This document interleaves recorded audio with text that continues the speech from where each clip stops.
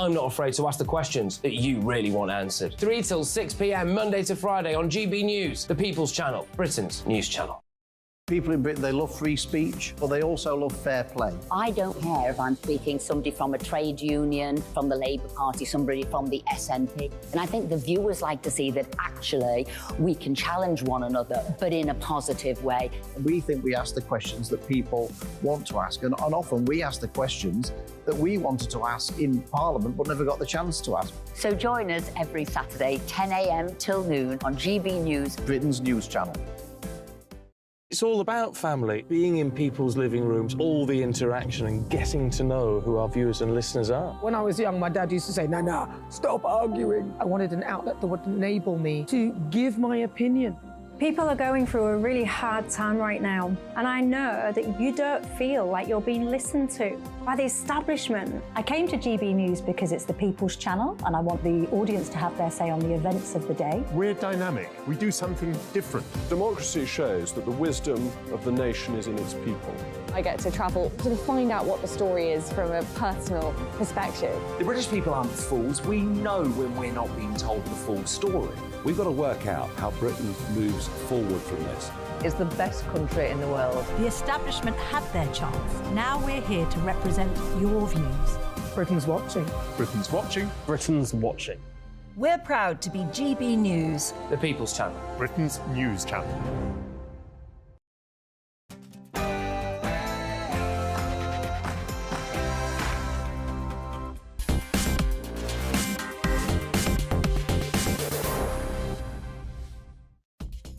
Tonight on Farage, the national debanking scandal, now affecting up to 1,000 people a day.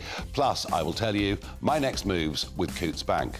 We have an exclusive story from Chelmsford. Cross the English Channel in an inflatable dinghy and get put into luxury accommodation, I joke not.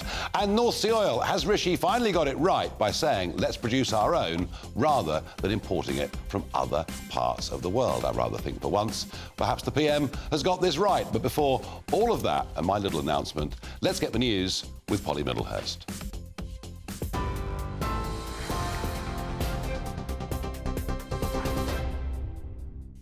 Nigel, thank you. Good evening. The top story from the GB newsroom. Teachers are no longer on strike as all 4 teaching unions in England accept a 6.5% pay rise. That means all industrial actions now being called off following walkouts in state schools since February in a dispute over pay. The Education Secretary, Gillian Keegan, welcomed the decision, saying it brought an end to disruption in classrooms.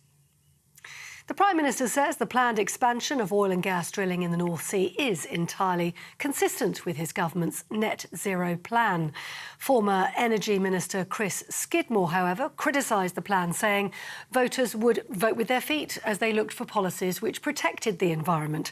Rishi Sunak says the plan is better for energy security and better for jobs. Members of the Conservative Party have issued a joint letter to the Chancellor concerning the NatWest debanking scandal.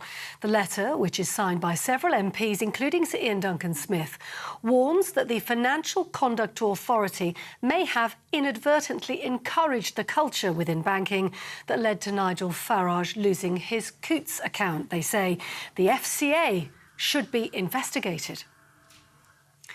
The journalist and politician Vladimir Kara-Murza has lost his appeal against a 25-year prison term in Moscow. The dual Russian and British citizen was jailed in April for opposing Russia's invasion of Ukraine. The Prime Minister called for his immediate release, describing Russia's actions as desperate and unfounded. Now, a win for the public. Everyone has a right, apparently, to wild camp in Dartmoor National Park. That's according to a new ruling by the Court of Appeal. It comes after a High Court judge previously ruled against granting people the right to pitch tents overnight without obtaining landowners' permission. 2 farmers brought a successful legal challenge against the Dartmoor National Park Authority, arguing that campers could destroy the environment. The Park Authority asked appeal judges to overturn the ruling earlier this month. And in cricket, England have beaten Australia by 49 runs in the fifth Ashes test to secure a 2-2 series draw. Stuart Broad as well, getting the dream finish he wanted by taking the last 2 wickets as he headed into retirement with a 49-run win. It ensured Ben Stokes' side levelled the series all out for 334. Broad produced what's being described as a fairy tale finish to his career after announcing his retirement from the game just last week. You're with GB News across the UK, on TV, in your car, on digital radio and on your smart speaker by saying play GB News.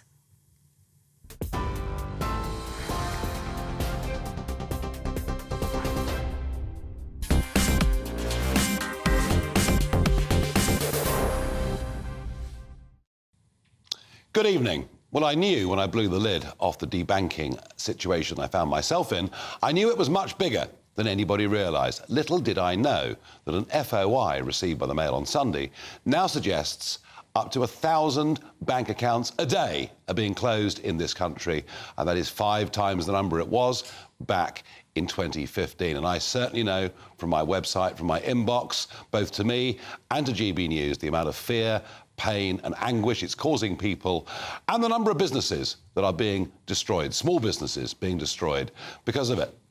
Well, with the Coots NatWest saga, things moved very quickly last week. On Friday morning, I wondered, could Sir Howard Davis, the self-declared chairperson of the NatWest Group, could he really survive, given that it was him who had backed Dame Alison Rose staying in post? But no, he said he was going to stay. But it's OK, because he's announced an independent review into why my accounts were closed, what the politics behind it was, and, of course, the leak to the BBC itself. And who's he appointed? Well, he's appointed a city law firm called Travers Smith. They will do the inquiry. The emeritus chair and the senior consultant from that company has described Brexiteers as being chauvinistic, xenophobic, racist and nostalgic. So he'll be investigating a Coots file that used exactly the same words about me. It is a complete and utter whitewash, a total farce. And how this man, Sir Howard Davis, is allowed to continue, I simply don't know. What of my situation? Well, the new CEO of Coots, Mo Saeed, somebody who's held very senior positions within that bank, he's now the boss, and he has written to me to say I can keep both my personal and my business accounts. And that's good, and I thank him for it. But enormous harm has been done to me over the course of the last few months. I have been lied about. I've had to put into the public domain defamatory material about me. Things that were in that report about links with Russia, other various unpleasant things are being used constantly online against me. Some of them were issues that I thought had gone away years and years ago. It has taken up a huge amount of my time, and it has cost me, so far, quite a lot of money in legal fees. So I have today sent a legal litigation letter to Coots, where I want some full apologies, I want some compensation for my costs, but more important than all of that, I want a face-to-face meeting with the bank's bosses. I want to find out how many other people in Coots or NatWest have had accounts closed because of their political opinions. And I want to make sure this never happens to anybody else ever again. So the fight goes on. In a moment, I'll be talking to Ian Duncan Smith. He has sent a letter, signed with others, to the FCA, the regulatory body. And he's saying to Jeremy Hunt, please investigate this, because it could be that this whole culture, this whole politicisation is actually coming from the regulator. But prior to that, there's outrage in an Essex town after one of the area's most exclusive, brand new apartment complexes has been turned over to a group of asylum seekers. Yep, the migrants are now living in high-end accommodation which could sell for £400,000 plus, while locals desperate for a decent place to live are being housed in substandard conditions with mould and damp. Our Home and Security editor, Mark White, has this exclusive report, and a report, by the way, that's come to us because one of you, a sharp-eyed viewer, told us it was going on. So please, farage@gbnews.com, keep those stories coming in. Here is Mark White's package from Chelmsford. It's billed as one of Chelmsford's most sought-after residential complexes. A multi-million-pound conversion of an old office block into luxury apartments. The marketing photographs show just how comfortable these flats are. But for now at least, none of the 98 units here are for local use, turned over instead to the Home Office to house asylum seekers. Dozens of migrants have already moved in. The refurbishment work on the remaining apartments is almost complete. The mould was all up there, all around, down the floors, along all the pipework and across the ceiling and just running down the walls. It was absolutely disgusting. Tasha Burgess moved into this damp and mould-infested property in Chelmsford 5 years ago. Only last year was the family finally moved out while those problems were fixed. But not before she and her children developed chronic respiratory ailments. It's very frustrating that people can come illegally and get the accommodation when you've got people that are homeless, not by fault, that need accommodation as well. And a lot of families that are not in suitable accommodation size either, and it's squashed in flats and stuff, waiting on lists for months and months, or years even. The local council says it has only limited grounds for a legal challenge against the Home Office and does not intend to take court action. Local campaign groups say the housing of asylum seekers in luxury apartments is grossly unfair when more than 400 Chelmsford families are in temporary accommodation, many of those properties in substandard condition. They are illegally here and yet they're living in absolute luxury, and I think that's what's frustrating and annoying so many people, is that they're getting everything, and people living in some of these places that we see last year during the damp and mould, you wouldn't have put a dog in it because it was disgusting. With the BB Stockholm accommodation barge receiving its first asylum seekers and more arriving at the former Wethersfield Air Base in Essex, the government says it's committed to moving away from expensive hotels. But this luxury apartment complex surely cannot be what the Home Secretary meant by a move to more basic accommodation for asylum seekers. Mark White, GB News in Chelmsford. So how about that? You cross the English Channel in an inflatable dinghy, you go into a luxury apartment, no electricity bills, no gas bills. I would think local residents are really pretty angry. Mark White, GB News' home and security editor, joins me. Mark, this is the first case like this we've seen, I think. I think to this degree, of course, the government has housed people, asylum seekers, in council housing stock. That's part of the process. Yeah. You stay for a while in a hotel and then you're moved on to council housing stock. But actually to take over a luxury apartment... And it's brand new. Yeah. It's not gone yet on sale to the public. They've clearly come up with a deal that the Home Office has offered the developer, whatever it is, for a year and a half or 2 years to allow these asylum seekers in. The developer's gone for that. And they're the 98 different units. There's 1-bedroom, 2-bedroom, 3-bedroom apartments that these asylum seekers will be in at a time where, as I said in the report there are 400 plus families in the Chelmsford area in temporary accommodation themselves, desperately want a decent and safe home, and many of them living in substandard accommodation. No, I mean, what's the local council saying about this?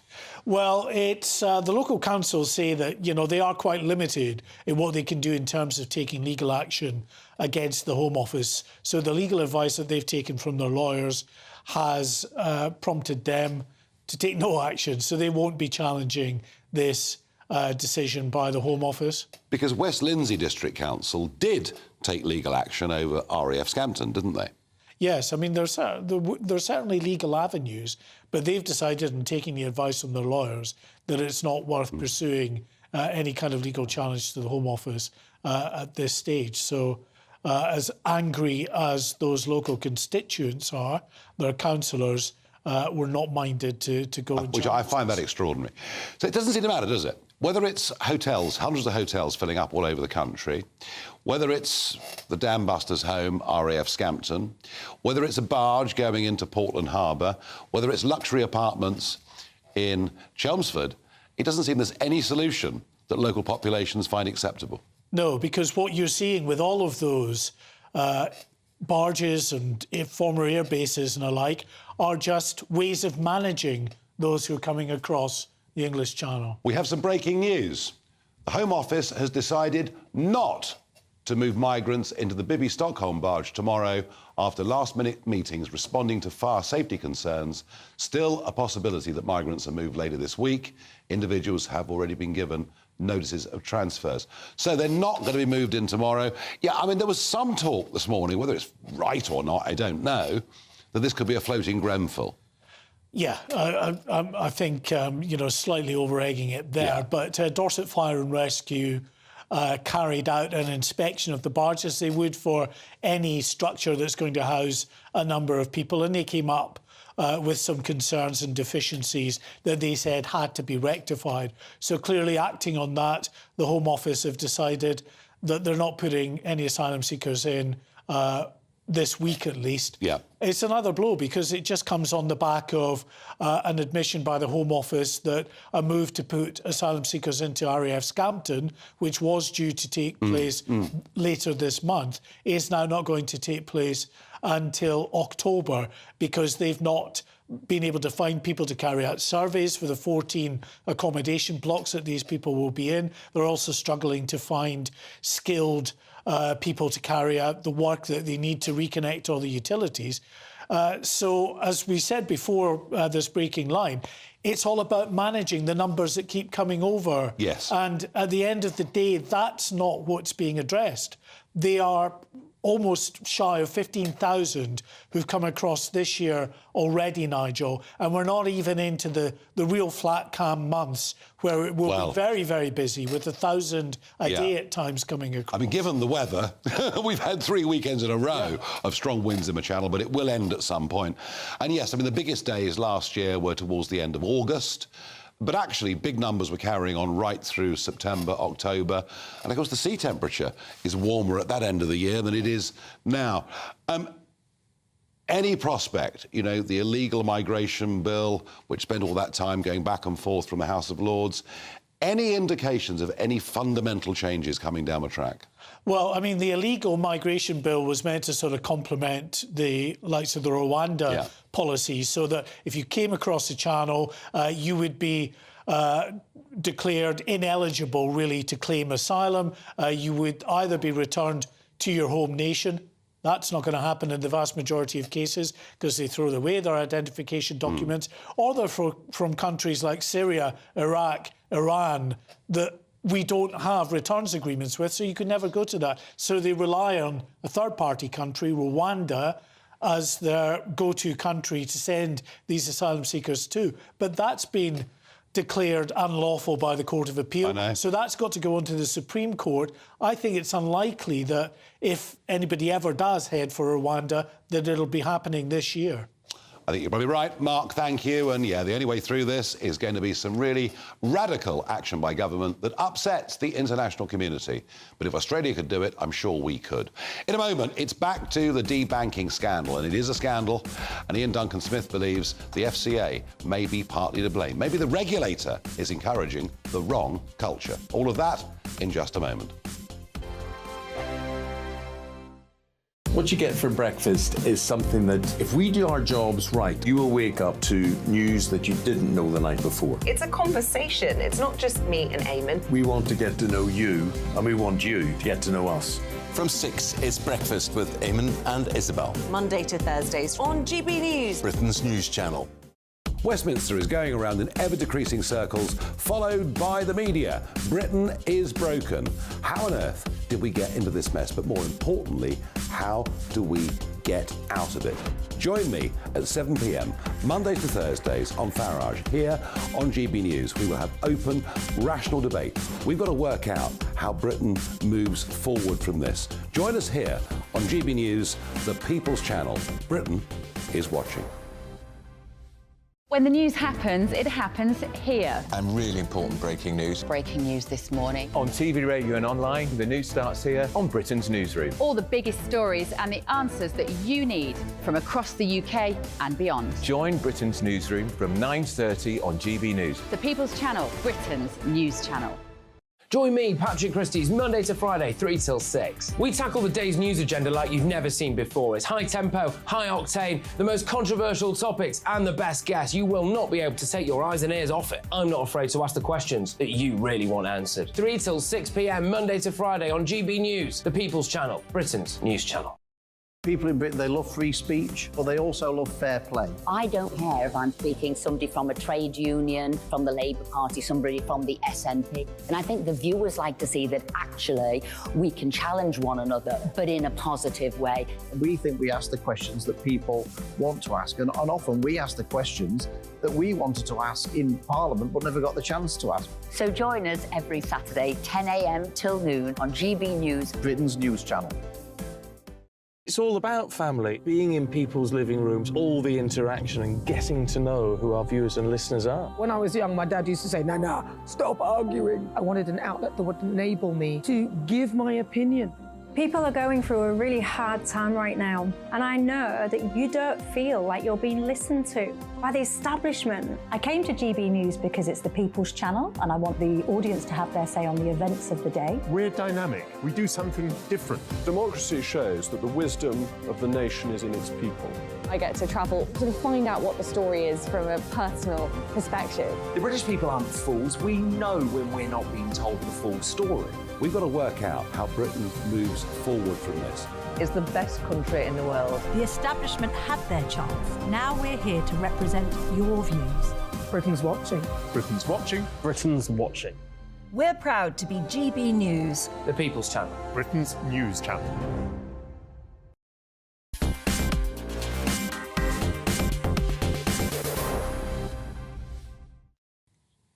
The Financial Conduct Authority are supposed to be the guardians of our financial services system and industry.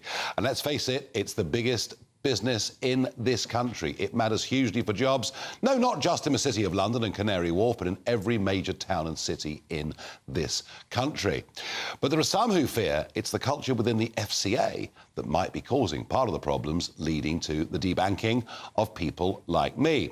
Accordingly, Sir Ian Duncan-Smith, Conservative Member of Parliament for Chingford and Woodford Green, heads a list of distinguished names who've written to the Chancellor of the Exchequer, Jeremy Hunt, asking him for an inquiry. And I'm pleased to say that Sir Ian joins me down the line now. Ian, good evening. Welcome to the programme. I understand from the letter what you're concerned about, something called ESG, a culture that seems to be adopted by the FCA, encouraged onto the banks and others. Could you just explain to the audience, please, what ESG actually is?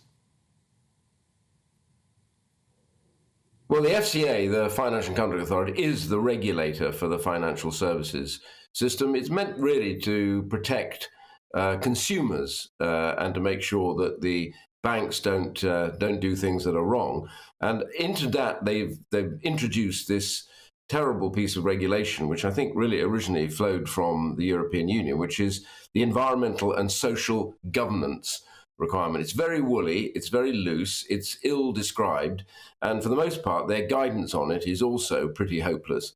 And that means essentially that they're, in a way, free, and that's how many of them interpret it, to actually make judgments about people way beyond the circumstances of the original idea. So, for example, if you are a politically exposed person, of course you are, I am too, according to them, and that means basically that they can then decide, well, beyond the financial reasons why you might have been in that capacity, maybe your views, maybe your beliefs, maybe they just don't like the way that you get your suits made or not made. Anything at all, it appears, can be in that nonsense as you've had to put up with. And so what we're concerned about is saying to the Chancellor, don't just look into the individual banks, because so much of this, thanks to your saga that's been going on, we've discovered so many people have actually been caught up in this ridiculous nonsense. And the FCA has done absolutely nothing to stop it and recorrect it, which they should have done Also, by the way, they then criticised the Chancellor in an unofficial briefing, saying that he essentially shouldn't have been interfering in the banking rules themselves. And of course, they had to backtrack on that pretty quickly. But that's pretty appalling, really. Yeah, there were media reports that some in the FCA were very upset that Dame Alison Rose, having broken the most basic rule of banking, namely confidentiality, that they were upset that she'd gone. I mean, is this a case of perhaps what Jeremy Hunt needs to do is something quite radical with this regulator? I think it's absolutely vital now we get right to the roots of this problem. Sadly for you, but what you've managed to expose has made everybody rethink the nature of the regulations of our banks. And what's actually happened quite clearly is you've got a bunch of people now in highly paid jobs. I mean, to get £5 million a year for heading that place up. That's what I call a highly paid job. And they are able now to bring across what I think is their virtue signaling to all the minority groups to decide that somehow they want to be popular. You know, bankers have never really been popular in the past, but now there seems to be a craving to be popular with a few people that probably don't really even like them anyway. So the reality is that they've now been working on getting people out under these regulations that they don't like. They don't like your views. They don't like the way you present them. And so they say, well, there's something wrong with these people. That's not what they were set up to do. That's not what the original regulations were. So we need to take a very serious look at this and change it so that banks in the future won't do this. If they do, then they can be sanctioned. Yeah, and just a final thought, Ian, on this. I mean, if it's right that up to 1,000 people a day are having their accounts closed, be they either personal or business, isn't it astonishing with this going on that we have not had a dicky bird out of the FCA on this? Yes, and there's been a lot of people asking questions of them, but they've just dismissed it as sort of partial nonsense and something to do with the banks. The reality is that most politicians, I think, who are active, have probably fallen foul of this, and certainly their families have too. We heard from one cabinet minister, but also others, myself included, excuse me, have also fallen foul of this, but their children have faced it as well as adults. So I think this is now, we're beginning to get to the bottom of what is really a much bigger problem. It's a problem really that the establishment in this country seems to dislike anybody that may be a conservative, it may actually be a Brexiteer or whatever, and therefore wants to bring to bear their own views of where they should be. And that's quite wrong. We don't need to be judged by the bankers. It is quite wrong, as I found out myself. Sir Ian, thank you for joining us here on GB News. And do let us know what the Chancellor comes back with. We're fascinated by this subject. Thank you. Now, this doesn't just affect, you know, we heard yesterday that, you know, cabinet ministers having terrible trouble because of PEP status. I said the other day that what may happen here is we'll discourage people for going into public life. Well, here's a very good example. James Giles is a councillor in Kingston and leader of the Kingston Independent Residents Group, which is, James, a registered political party. It is. Yeah, you're registered with the Electoral Commission and you stand in elections on that ticket and you're engaged. You've got your own local manifesto and what you fight for, what you believe in. You've got a couple of elected councillors, of which you're one. But you're having problems. Well, yes, we are, Nigel, and I find it staggering. So HSBC wrote to us during the COVID lockdown and said, without any explanation, we're changing the terms of your bank account. We're going to start levying fees on every transaction that you make. You're going to have a fee just to have the account, and all these things which a community group, a small organisation like ours, ordinarily wouldn't have to put up with. You know, we're a smaller political, and as you can imagine. I'm guessing very small political sums. Oh, quite absolutely. Almost certainly less than £1,000 a year. Oh, gosh. The only time we broke, I think, 1,000 was in an election year. You know, we really are talking £100 for a leaflet here, £100 there. And so we tried to reach out to other banks. We went to NatWest, who our treasurer has personally banked with for over 20 years. They took our application, came back and said, nope, we're not going to bank you. We went then to TSB. We thought we'll try one of the smaller banks, if you like. So we put in an application with them and they said, no, we're not going to bank you. And we thought, well, I personally at the time banked with Metro Bank, and they have a branch in Kingston and they're meant to be quite community-minded. So we went to Metro Bank, and there they say they do people banking. So sat down, had a lovely conversation with the bank manager, who said, yeah, we've had loads of groups, you know, coming to us recently, people like yourselves, and even at the time, the almost diminishing local branch of UKIP apparently seeking to bank with the Metro Bank. Wouldn't be a problem at all. Leave it with us. We'll get that open for you. 2 weeks later, we're not offering you a bank account. Yeah, and Gina Miller had an account at Monzo, and there's some argument about whether the account was open correctly, but their account was closed, and it's wrong at any level, isn't it? The thing that really gets me about this, James, and why it's good to get you on, is that local democracy matters. It really does matter hugely. And Liz Truss wrote a piece in the Sunday Telegraph, sort of echoing a bit what I've been saying, that if you make it impossible for people to be involved as public figures in politics, you diminish democracy in this country. No, you absolutely do. And I sit on the LGA Independent Group, which represents independent councillors from across the country. And it's becoming ever more difficult for people who want to go against the duopoly, go against the grain and, you know, stand for what they believe in, to actually get involved. You know, and if we didn't have a bank account, I mean, can you imagine if I went to a resident who wanted to give us a paltry sum and said, just give us a little bit of cash, love? You know, it just would be completely and utterly inappropriate. And if you don't have access to banking, you cannot fulfil your basic democratic duties that you're trying to undertake. This problem operates on a whole load of levels. You know, we've got the small businesses and the banks don't want their cash. We've got the branches closing all over the country. Have you seen this debanking problem locally amongst your constituents? Yeah, I mean, we've got a large ethnic minority population in my area in particular, and a number of those are having trouble accessing banking, in part because all the bank branches are closing. We used to have, from memory, 7 banks on our high street. We now just have one, and it's Building Society. And it's becoming a real challenge. But what really troubles me is the fact that if you're trying to apply for a bank account, be you a small political group, even a community group, banks can just turn around and say, no, you're not having an account, and give no justification whatsoever. And it seems to be systematic, bank after bank after bank. So we've now submitted subject access requests, actually.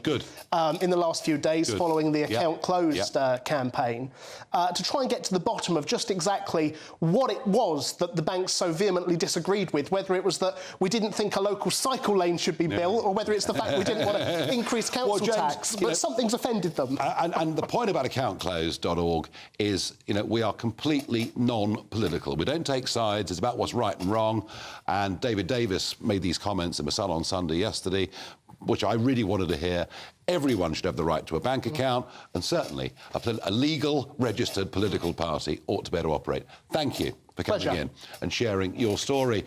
And the more this scandal unfolds, the more you realise it operates on a whole number of levels. Now, Rishi Sunak has come out and said that up to 100 new licences will be approved for North Sea drilling for oil and gas. He's also talking about a massive, or 2 massive, carbon capture storage facilities. Firstly, is he right to get back drilling in the North Sea? And secondly, what about this carbon capture? Does it actually work? All of that in just a moment.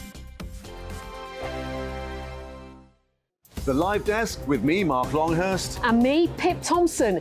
It's here Monday to Friday on GB News. From midday, we'll bring you the news as it breaks, whenever it's happening and wherever it's happening, from across the UK and around the world. Refreshing, feisty, but with a bit of fun too. If it matters to you, we'll have it covered on TV, radio and online. Join the Live Desk on GB News, the People's Channel, Britain's news channel.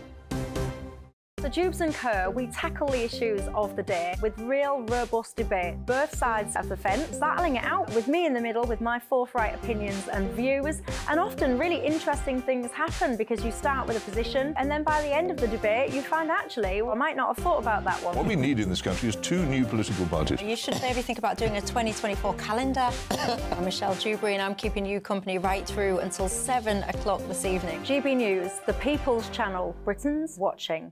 Monday to Thursday, 9 p.m. till 11 p.m. Join me, Dan Wootton. I'll bring you the sharpest takes and hottest debates. Do you not believe in prison? I don't believe in prisons. I'm completely stunned. I guarantee you there'll be no spin, no bias, no censorship. I actually was personally quite offended by it. And no reason to go to bed. So I guess they've always been quite woke. That's Dan Wootton tonight on TV, radio and online. Monday to Thursday from 9 p.m. till 11 p.m. on GB News. The People's Channel, Britain's news channel. In a world of dull and predictable radio and TV shows. Oh, hi. On Mark Dolan tonight, we've got big guests. We drill into the big stories of the day. The show adds up to a brilliant listening and viewing experience. Mark Dolan Tonight is the most entertaining current affairs show ever, and that's a fact. That's Mark Dolan Tonight, Friday, Saturday and Sunday from 9.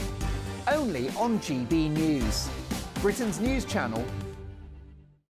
Like all families, we have arguments every now and then, but actually we agree on what the mission of GB News is, and that's the most fundamentally important thing. GB News provides the kind of platform that lets all voices be heard. We don't hold back. We're free to say what we really think. Just because some people who live in a tiny little Westminster bubble think that their particular story is important, that's not the most important story for me. And often there will be difficult stories, stories that you won't find on the establishment media. Because what people think in the north of England may be very different to what they're thinking in the home counties. We're going to carry on telling the world what life is really like for households up and down the UK. We love to be in your car, in your kitchen as you're having your breakfast. Whatever you're doing, you are part of the show.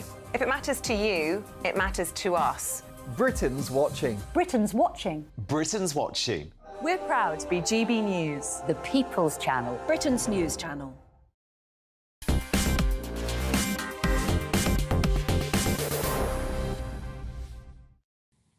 Energy security matters. It's important. My goodness me, we've certainly learnt that, haven't we, since the invasion of Ukraine. Plus, at the same time, a government and nearly all of Parliament absolutely committed to net zero targets. So, Prime Minister speaking about the North Sea today in clearer terms than he ever has before. It's really important for everyone to recognise that even in 2050, when we are at net zero, it is forecast that around a quarter of our energy needs will still come from oil and gas. That's why technologies like carbon capture and storage are important. But what is important then is that we get that oil and gas in the best possible way, and that means getting it from here at home. Better for our energy security, not reliant on foreign dictators. Better for jobs, for example, 100,000 supported here in Scotland, but also better for the climate, because if we're going to need it, far better to have it here at home rather than shipping it here from halfway around the world with 2, 3, 4 times the amount of carbon emissions versus the oil and gas we have here at home. So it is entirely consistent with our plans to get to net zero. Well, I have to say, those arguments I've been making for a very, very long time. I'm joined by Tom Burke, former government advisor on climate change and chairman of the think tank E3G. By 2050, even if we meet our net zero targets, we will still be using an amount of oil and coal. Well, you know, I'm surprised that a Prime Minister with his experience of banking should believe energy forecasts any more than he would believe economic forecasts. they're likely to be well wrong. Well, they may well be wrong, but the reality is that oil and gas are here for a long time, aren't they?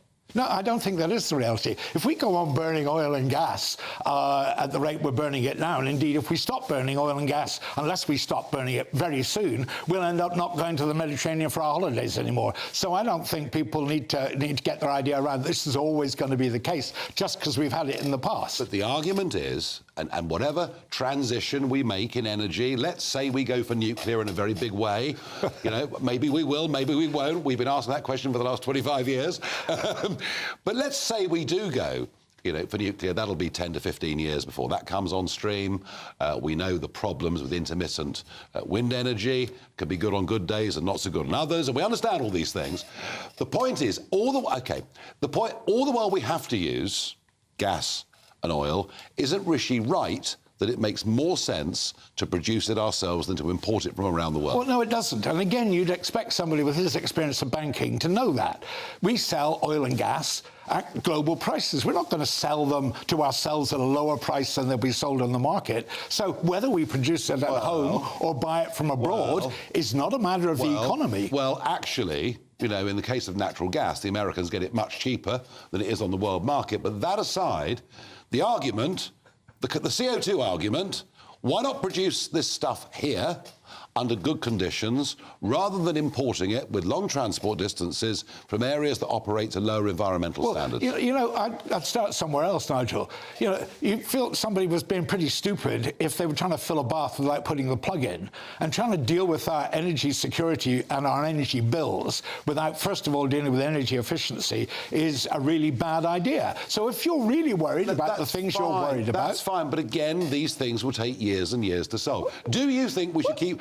OK, Tom, do you... If he's wrong, is it better to import oil or produce our own? Which is better? Well, I'm not going to go in for a false choice, Nigel. No. We don't need to... Tom, next year, we will be needing to use oil and gas. Yeah, yes? we should use the oil and gas. No, wait, be really clear.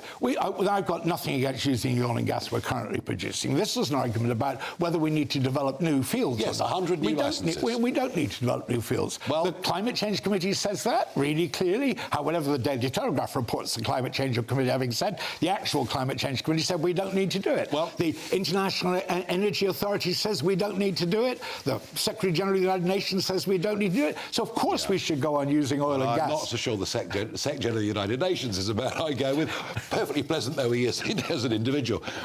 Really interesting. So we'll disagree on that. Really interesting.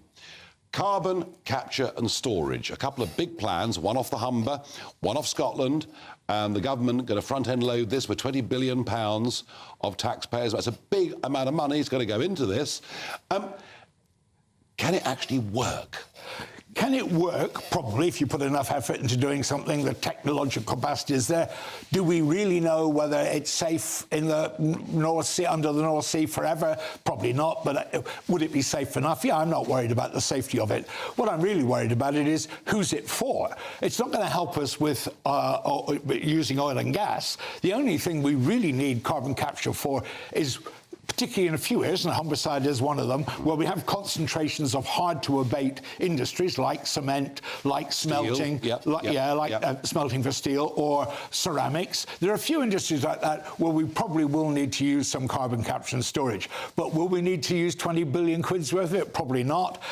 So we won't use it for energy. It won't help us with our energy problem. It's a way of getting rid of CO2. It's a way of burying it under the North Sea. It's a way of getting rid of CO2 from industry. And in practical terms, I mean, I've been hearing about this for 25 years.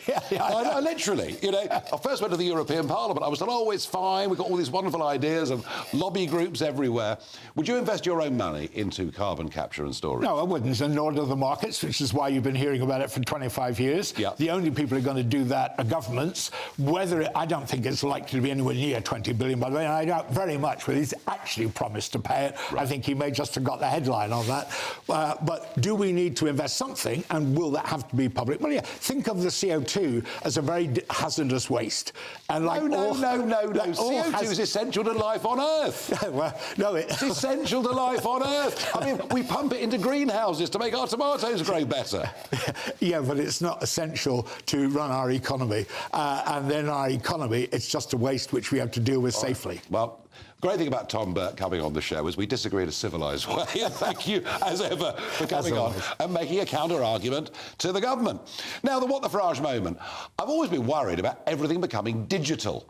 The risks of cyber attack or whatever it may be. Well, the Dartford crossing has been a complete catastrophe this weekend as they changed the dark tag rules, and people going on line to pay their £2.50 have had to queue and wait for an hour or longer, and the whole thing is a complete blooming mess. As I say, there are those who think everything becoming digitised has its benefits. But you know what? Actually, I think being able to speak to human beings and not relying too much on this stuff makes sense. Now, more seriously, What the Farage, at least I think seriously, let's see whether you agree or disagree. Costa Coffee are putting out this advert right at the moment. And it shows somebody with a cup of Costa Coffee whose breasts have been surgically removed and stitched up. And Doc Martens seem to think this is a very good idea as well. And Doc Martens now producing a boot. And again, it's got a figure on there whose breasts have been surgically removed. I find this really quite astonishing. It is all part, apparently, of the diversity and inclusion agenda. We asked Costa Coffee about this, and a spokesperson said, at Costa Coffee, we celebrate the diversity of our customers, team members and partners. We want everyone that interacts with us to experience the inclusive environment that we create, to encourage people to feel welcomed, free and unashamedly proud to be themselves. The mural, in its entirety, showcases and celebrates inclusivity. Well, I have to say, I find the whole thing truly and utterly extraordinary. We know there are a very, very tiny percentage of the population that choose that form of gender reassignment, of mutilation. We know that some live to regret it. Quite why big brands and big chains think they have to advertise this, I don't know. But maybe that is part of the rottenness that is going through the corporate culture, right throughout everything from Doc Martens boots to my bank. In a moment, HS2, that great white elephant, has been declared as being unachievable in its first 2 phases. Why do we go on pouring good money after bad?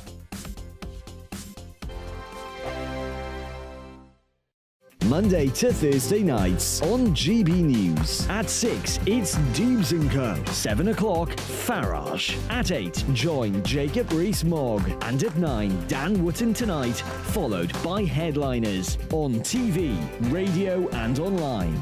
This is GB News. Now then, Lee Anderson here.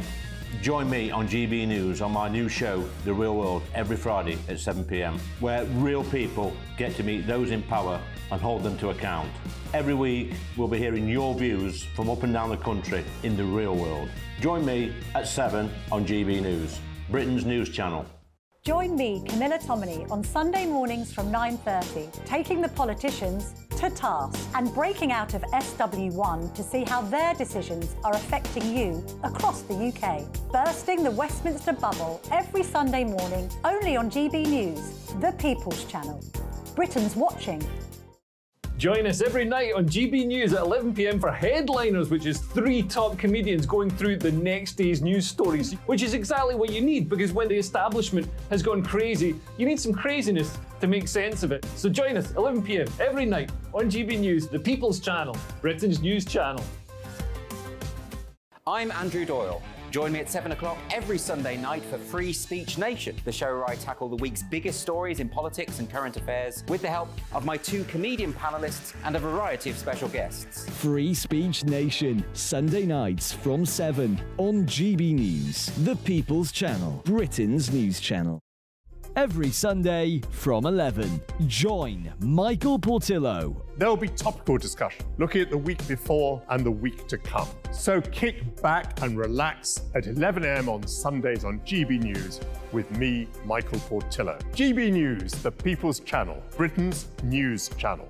I joined GB News because I was sick and tired of not hearing my views being represented, not just mine, but so many people that I knew and spoke to. I just couldn't get my voice out there. I couldn't say anything. I couldn't do anything. Whatever the narrative was, I kind of had to follow it. GB News is there to provide a voice for those who have been ignored by the establishment media. We think different things, we've got a different style. GB News is here to be optimistic and positive about the future. It's real kind of dynamic and flowing, with the audience very much at the heart of it, like a big family. Here at GB News, we talk about the things that matter to you. Hearing the voices from right across our towns and cities, especially our towns. All sides of the argument represented with a heavy dose of opinion. We're on a mission here to make a difference. And the GB News family really is here for you, and whatever time of day you can watch or listen. Britain's watching. Britain's watching. We're proud to be GB News, the People's Channel, Britain's news channel.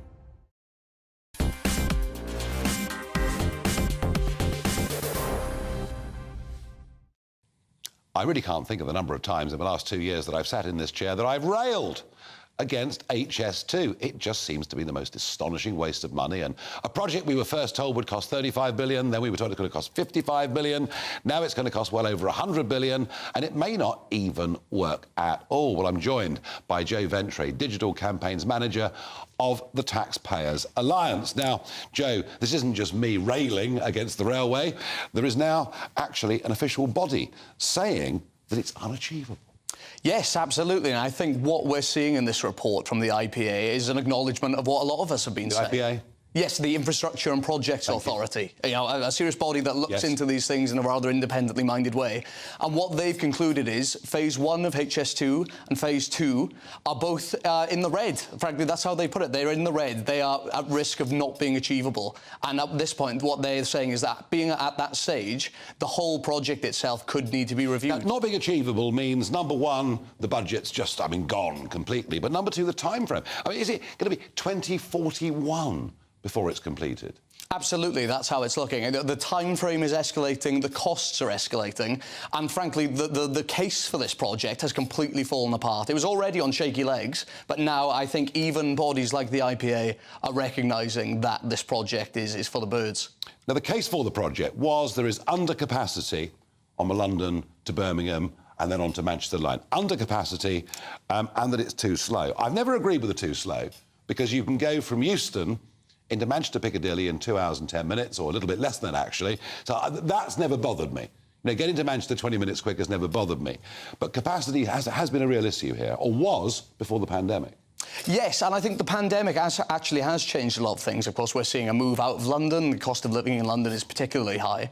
And, of course, there is now this problem where the terminus may not even reach London Euston itself. It could be out in Old Oak Common. You can't even get a straight answer on that from government ministers. So I think it's no wonder when you see these kind of kerfuffles that the whole project is now in the red. Now, the last time I looked, we'd sunk about 8 billion sterling into this. Is that figure bigger than that now? I believe it's somewhere in the region of 19 billion. 19? Yes. OK, because we were in Uxbridge about 6 months ago, and this was a massive local issue, the disruption that was being caused in that constituency. So the big question, Joe Ventre, and the one that I struggle to answer without spinning into conspiracy theories about who might have been awarded the big contracts and is making the big money, is why? Why, oh why, oh why are this government so committed to HS2?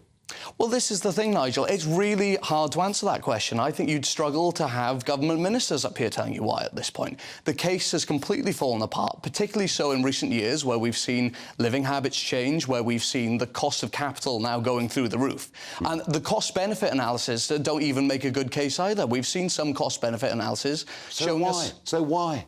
Well, why indeed? I wish I could answer it for you, and I think all of us are scratching our heads. But of course, this is the tip of the iceberg. If you look at the report today from the from the Infrastructure and Projects Agency, yes, you know, this is one of, I believe, 244 projects, the vast majority of which are in amber rating, which means there are serious concerns. So I think there are wider institutional problems here where we can't seem to get these big projects over the line without wasting huge sums of taxpayers' money and without them running way over time frames. I mean, we're living now with a rising tax burden. We're going to get some more announcements tomorrow on alcohol duties, which will go up again on everything apart from very low alcohol beers or wines. So we pay more and more of our money in the form of direct and indirect tax every year. And yet it seems, frankly, that a lot of our money is being badly misspent.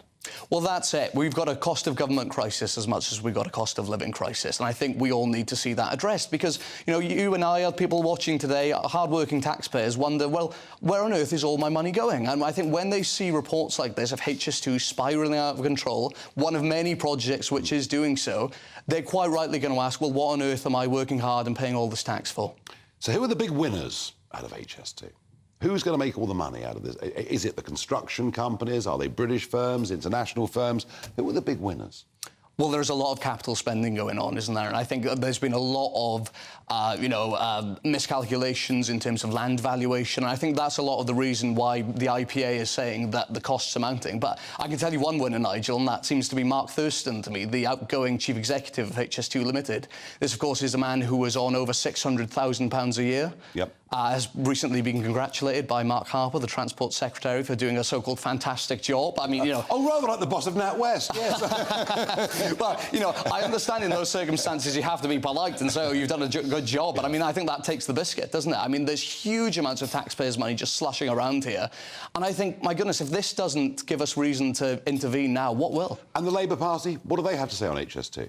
Well, I'm not really hearing much from the Labour Party either, but I think, you know, whether it's Conservatives, Labour, some government has to come along now and have the courage to say this isn't working. Fundamentally, this isn't working. If we can't cancel it because of commitments, then we need to seriously downscale it when we can and make it work for the lowest amount of money possible. Joe Ventry, thank you for coming in and joining me here on GB News. And I have to say, you know, as you go around this country, you find that mobile phone coverage is worse now than it was 20 years ago. I'm not joking. You know, the phone cuts out in the middle of London, all over the place. Terrible phone connectivity in this country. And in many cases, and many places, actually, internet coverage, internet speeds so slow that, you know, transferring files, videos is a very, very difficult thing to do. Now, you know, I know that Elon Musk has come up with something called Starlink, which can solve many of those problems. But, you know, that's £75 a month per house. It's not actually in everybody's, you know, budget and pocket to do it. So I have to say, I think spending that money on genuine connectivity in the modern 21st century, rather than getting to Birmingham and Manchester a few minutes quicker, would make a lot more sense to me. Now, I've had a busy couple of weeks. I was in here yesterday morning with Camilla Tominey on her show, and I was able then to pop in to the Oval on the way back. And, of course, I managed to watch the morning's play, a little bit in the afternoon, and, of course, it rained. But it was a big shock that morning to learn that 37-year-old, incredibly fit, and I mean incredibly fit, Stuart Broad had announced his retirement from cricket. He wanted to go out at the top. I watched him yesterday morning when I was there. His last ball in Test cricket, he whopped over the boundary for 6, and today he took the last 2 wickets for England to level the series at 2-all. We would have won 3-2, but the weather in Manchester is what robbed us. And his last ball in Test cricket was a wicket. And talk about going out at the top, Jacob. Unbelievable end to Broad's career. And what a wonderful summer of cricket, apart from the weather.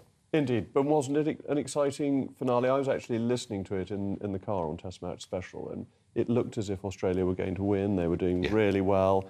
And then I missed one of the wickets because I was in the Blackpool Tunnel and there was no reception. And I got out. See, I just said connectivity. We need all around the country. Right. And we got 4 wickets in 19 balls, 11 runs. And suddenly we were back in with a chance.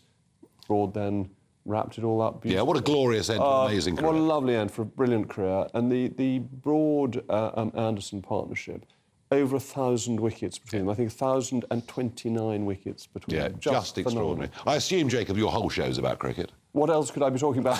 Actually, I've got David Frost on. Yep. Lord Frost, who obviously negotiated the Brexit agreement and is now talking so much sense about so many things. Particularly, he's been talking about the green issues and how we should tackle them. And the Prime Minister seems to be taking on a lot of what David Frost is saying. Great, Jacob, coming up in a moment. But first, let's get the increasingly awful English summer British weather. The temperature's rising. Boxed Solar, proud sponsors of weather on GB News. Evening, I'm Alex Deakin and this is your latest weather update from the Met Office for GB News. It should be a drier day tomorrow and many places will see some brighter, even sunny spells. Still quite breezy, however, and not particularly warm. And behind me, there's another area of low pressure lurking for Wednesday. This one brought the wet weather for much of the country today. Still fairly soggy out there this evening. Some heavy showers in places, staying pretty damp across eastern and southern Scotland through the night. But further south, many places will see some lengthy clear spells, and across northern Scotland, where it's been dry for most of the day. Of course, the far north, at least, it'll stay dry overnight. Temperatures dropping to about 13 or 14 Celsius. On to Tuesday, and as I said, a drier day. It doesn't mean completely dry. Still a few showers, certainly initially across the southwest, and quite a grey morning over northwest England with some outbreaks of rain. And they'll only slowly ease off through the day. So it will be quite damp here. Parts of southern Scotland seeing some showers, north of Northern Ireland. But as I said, for many, it'll be a drier, brighter day. Still a lot of cloud, but a bit of